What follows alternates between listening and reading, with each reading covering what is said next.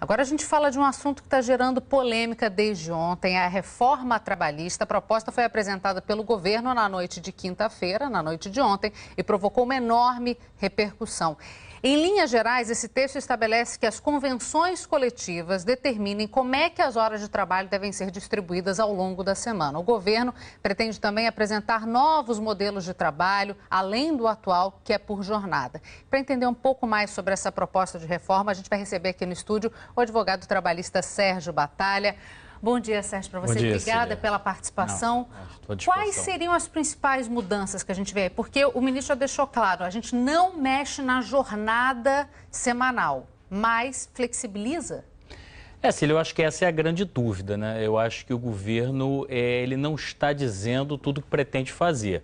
Eu acho que por uma questão política, certamente, porque as medidas são polêmicas, o governo não abre efetivamente detalhes da medida. O que se disse genericamente, eu achei sinceramente pouco, não foi informativo. Poderia haver a ultrapassagem até 12 horas num dia. Hoje em dia a CLT limita 2 horas com pagamento de horas extras.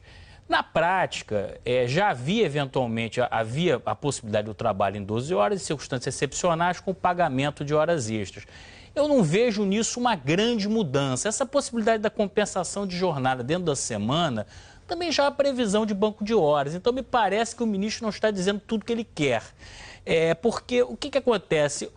Há um clamor de uma parte do empresariado, e vamos ser objetivos, para a redução do direito trabalhista mesmo. Quer dizer, o que se quer efetivamente é cortar custo da mão de obra. É isso que uma parte do empresariado trabalhista, e é o que parece, uma parte do governo pretende.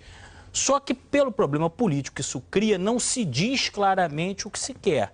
Então, se anuncia, vamos dizer assim, meias medidas ou intenções genéricas. Essa questão da livre negociação também é uma questão que ela existe, mas o que está se dizendo agora é que essa livre negociação vai poder suprimir alguns direitos previstos em lei. Sérgio, oi, queria te fazer uma pergunta também, porque os argumentos de quem defende uma mudança nas regras trabalhistas é que se elas forem menos exigentes, mais gente vai conseguir emprego. Na sua avaliação, é isso mesmo? A flexibilização das regras pode diminuir de uma forma significativa o desemprego? Não, eu creio que não há nenhuma relação, porque o que cria emprego é produção econômica. Você não vai contratar um empregado a mais no seu negócio só porque está um pouco mais barato. Normalmente, esse pequeno ganho marginal de mão de obra, ele vai para o lucro do empresário. Mas não há necessariamente uma criação de postos de trabalho. Nunca se viu essa relação em lugar algum. Me parece o interesse do empresariado é um aumento basicamente no lucro, né? Num momento difícil, o sujeito quer aumentar o lucro dele. O governo não quer ceder a carga tributária, então onde está se pensando em tirar? Basicamente se tira do trabalhador. Eu acho que a ideia se você jogar aberto, a ideia é essa. Eu acho que o problema é que não se está colocando claramente o que se pretende, uma flexibilização, uma livre negociação, mas não se diz objetivamente o que se quer. Sérgio, o ministro já deixou claro que ele tende a diminuir, isso tenderia a diminuir o número de ações na justiça. A gente tem uma CLT que é de 1940, é da década de 40, portanto é uma CLT muito antiga, é uma CLT criticada pelos empresários exatamente por ser bastante paternalista, muito em função dos sindicatos nossos que não são tão atuantes e tão fortes como a gente vê em outras partes do mundo. Eu queria saber de você, se isso mudar, você acha que a gente pode ter sindicatos fortes o suficientes para tentar dar amparo ao trabalhador? Porque o ministro já deixou claro que isso vai ficar por conta de assembleias e da decisão da maioria em vez da decisão em cima da decisão legal, né? Você tocou num ponto muito interessante, a questão da livre negociação com a estrutura sindical de hoje. Realmente a nossa estrutura sindical, principalmente, ela remete ao período Vargas. E ela tem basicamente um equilíbrio que é o seguinte, o sindicato, ele não representa só os associados, ele representa todos os empregados da categoria.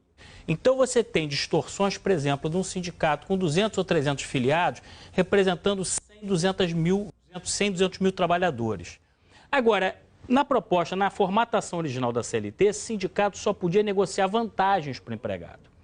Então, havia um certo equilíbrio nesse sistema. Agora, eu entendo que você não pode mexer numa perna só. Se você mantém esse sistema de representatividade de quem não é associado e permite que ele negocie qualquer direito, inclusive direito previsto em lei, eu acho que isso vai criar um desequilíbrio absurdo.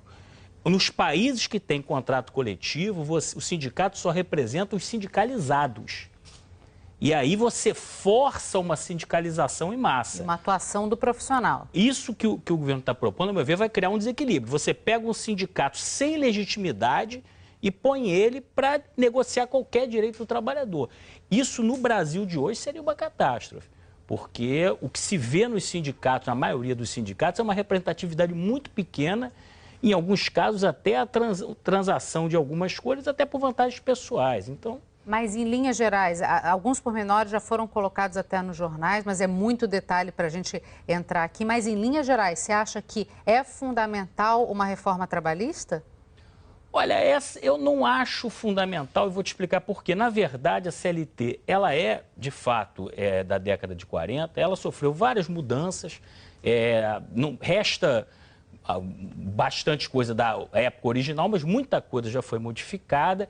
E eu acho que qualquer reforma, ela tem que partir, basicamente, de um consenso social do que vai ser mudado. Eu acho que esse consenso não existe.